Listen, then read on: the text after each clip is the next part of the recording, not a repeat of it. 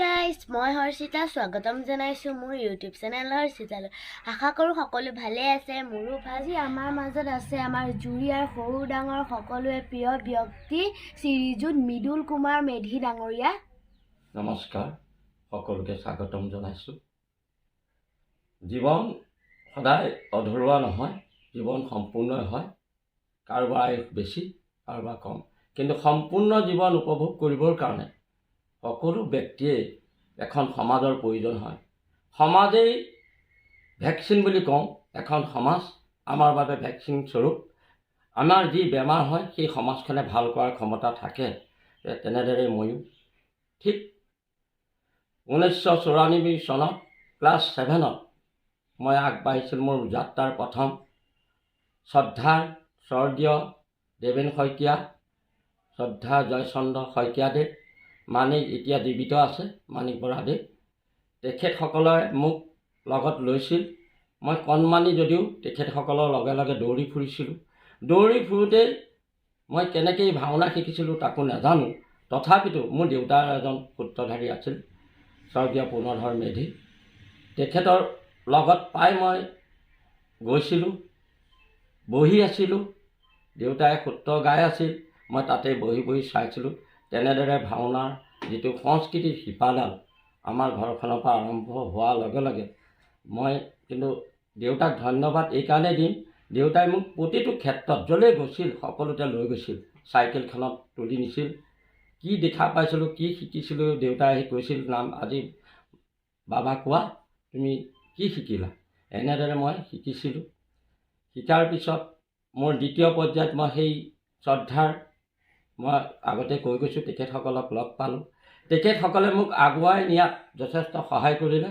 তাৰ লগে লগে মোৰ বন্ধুবৰ্গ বাবুল শইকীয়া, পুলকমণি বৰা, ভদ্ৰকান্ত শইকীয়া, ইন্দ্ৰকান্ত শইকীয়া, এই সকলোৱে মোক অনুপ্ৰেৰণা আগবঢ়ালে। আকৌ শ্ৰদ্ধাৰ দীপক বৰাদেৱ আৰু আমাৰ শ্ৰদ্ধাৰ প্ৰভাত বৰুৱাদেৱে, তেখেতসকল মোৰ থাকি বহুত জ্যেষ্ঠ। তেখেতসকলে যি অনুপ্ৰেৰণা যোগালে তাৰ বাবে মই নাটক লিখা আৰম্ভ কৰিছিলোঁ। নাটক লিখিবলৈ আৰম্ভ যেতিয়া কৰিছিলোঁ, মোৰ প্ৰথম ভাওনা আছিল যথা ধৰ্ম তথা জয়। তাৰপিছত মই আকৌ অনুপ্ৰেৰণা পালোঁ। ভাওনাখন যেতিয়া ভাল হৈছিল, অনুপ্ৰেৰণা পালোঁ। পোৱাৰ লগে লগে মই যোগ ধৰ্ম সৃষ্টি কৰিলোঁ।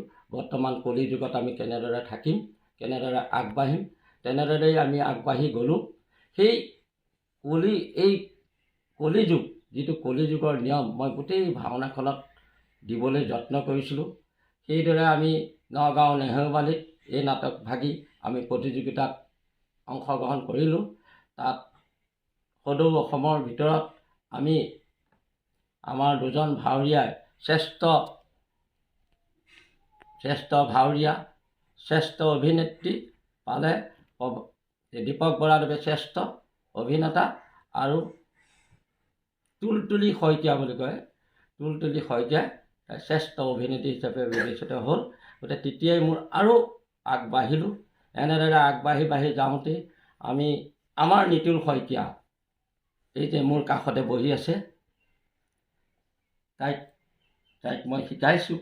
কিন্তু তেওঁলোকৰ ঘৰখন লগতে নিতুল শইকীয়াৰ আমাৰ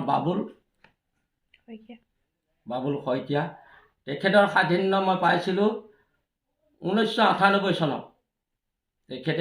তেখেত কিন্তু এজন শিল্পী হিচাপে মহান শিল্পী। কিন্তু কি হ'ব, ঋষি সাপে ব্ৰহ্ম সাপে মানুহক যেতিয়া জৰ্জৰিত কৰে, তেতিয়া সকলোবিলাক বাদ দি সংসাৰ ধৰ্ম পালন কৰিবলগীয়া হোৱাত তেখেতসকল অলপ আঁতৰি যাবলগীয়া হয়। আমাৰো ঠিক তেনেদৰে, আমিও ঠিক তেনেদৰে সংসাৰ ধৰ্ম কৰোঁতে কিছুমান কথাত কেতিয়াবা আমি আওকাণ কৰোঁ। তথাপিতো মই যিমান পাৰোঁ সমাজখনক সহায় কৰোঁ। সেই বাবুল শইকীয়াদেৱৰ সাধিন্যত মান্ধাতা উপাখ্যানত আমি দুয়োজনে ছেটিংছৰ কাম কৰিছিলোঁ।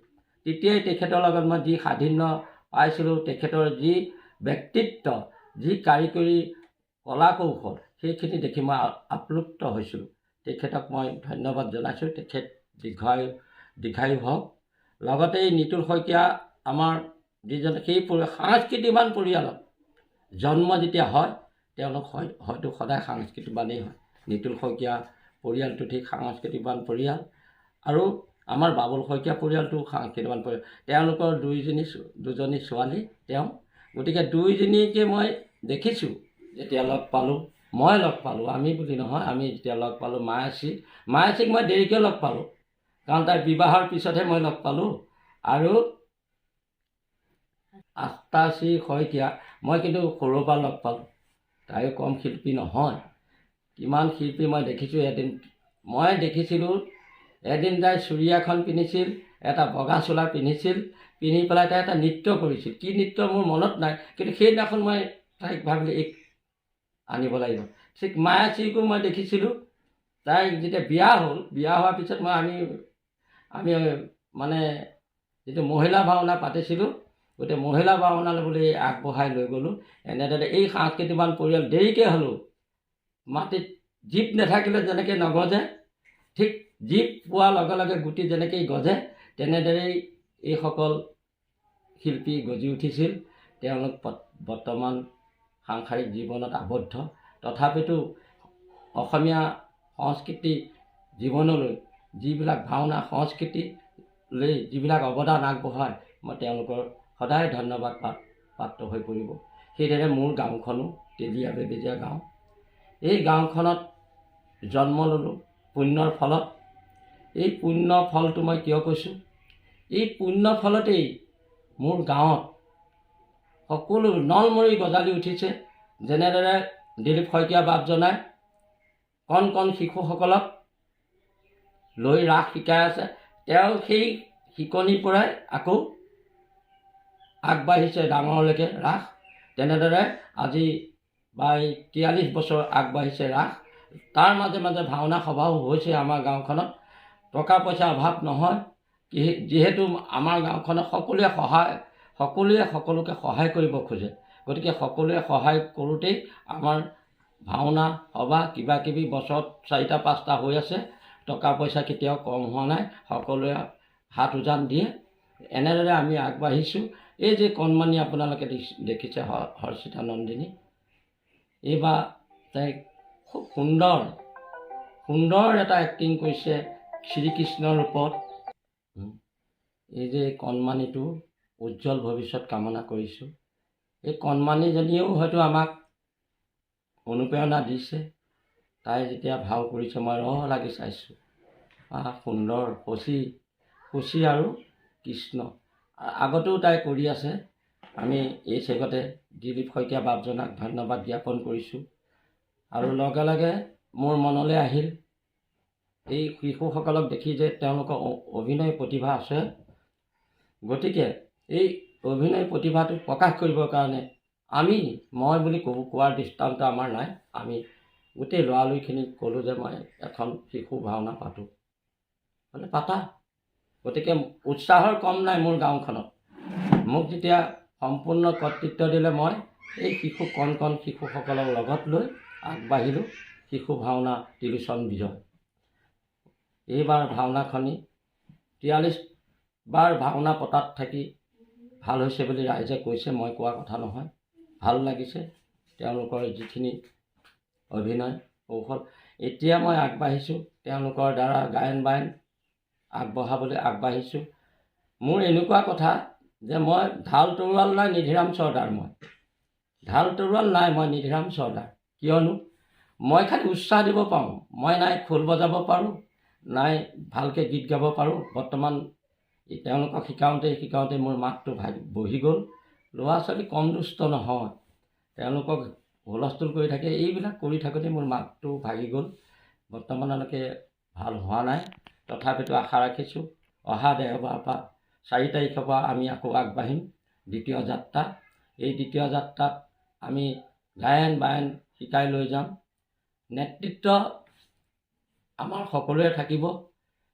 মই খালি কথাটো উত্থাপন কৰিছোঁ, বাকী টকা পইচা সকলো আহিছে ইতিমধ্যে, সকলোৱে আগভাগ লৈছে। কণ শিশুসকলক লৈ গায়ন বায়নৰ শিক্ষা দীক্ষা দি যাতে ভৱিষ্যতে গাঁওখনত বা অঞ্চলটোত বা অসমখনত আমি সংস্কৃতিৰ ভঁৰালটো টনকিয়াল কৰিব পাৰোঁ, আমি তাৰ কাৰণে আগবাঢ়ি গৈছোঁ। ইমানতে কৈ মোৰ যিখিনি ক'বলগীয়া আছিল সামৰণি মাৰিছোঁ। মোৰ ভিডিঅ'টো চাই ভাল পালে লাইক কৰিব, কমেণ্ট কৰিব, শ্বেয়াৰ এণ্ড ছাবস্ক্ৰাইব কৰিবলৈ একেবাৰে নাপাহৰিব।